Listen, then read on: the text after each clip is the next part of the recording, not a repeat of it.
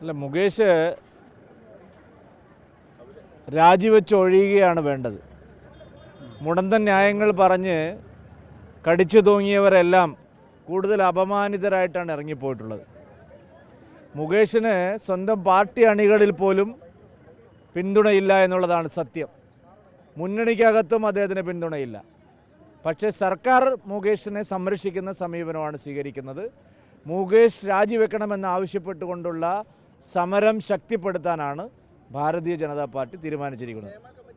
തീർച്ചയായിട്ടും അതുകൊണ്ടാണല്ലോ 4.25 കൊല്ലം സർക്കാരിന് സംരക്ഷിക്കപ്പെടാൻ ആളുകൾ ഉള്ളതുകൊണ്ടാണ്, സർക്കാരിൻ്റെ ആളുകൾ ഹേമ കമ്മിറ്റി റിപ്പോർട്ടിൽ ഉള്ളതുകൊണ്ടാണ്. കാരണം ധാരാളം പെൺകുട്ടികൾ പരാതി പറഞ്ഞിരിക്കുകയാണ്. അതിൽ സർക്കാരിന് സംരക്ഷിക്കപ്പെടേണ്ടവർ ധാരാളമുണ്ട്.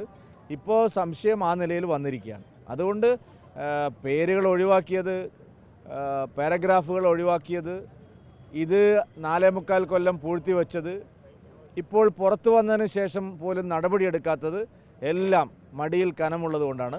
CPM-ന് വേണ്ടപ്പെട്ടവർ, സർക്കാരിന് വേണ്ടപ്പെട്ടവർ, പിണറായി വിജയന് വേണ്ടപ്പെട്ട പല ആളുകളും ഹേമ കമ്മിറ്റിയുടെ റിപ്പോർട്ടിൽ പരാമർശിക്കപ്പെട്ടിട്ടുണ്ട്. തീർച്ചയായിട്ടും അതാണ് പറഞ്ഞത്. അതുകൊണ്ട് അത് മുകേഷ് രാജിവെക്കണമെന്നും ഹേമ കമ്മിറ്റി റിപ്പോർട്ടിൽ നടപടി ആവശ്യപ്പെട്ടുമുള്ള സമരം ഞങ്ങൾ ശക്തിപ്പെടുത്തും.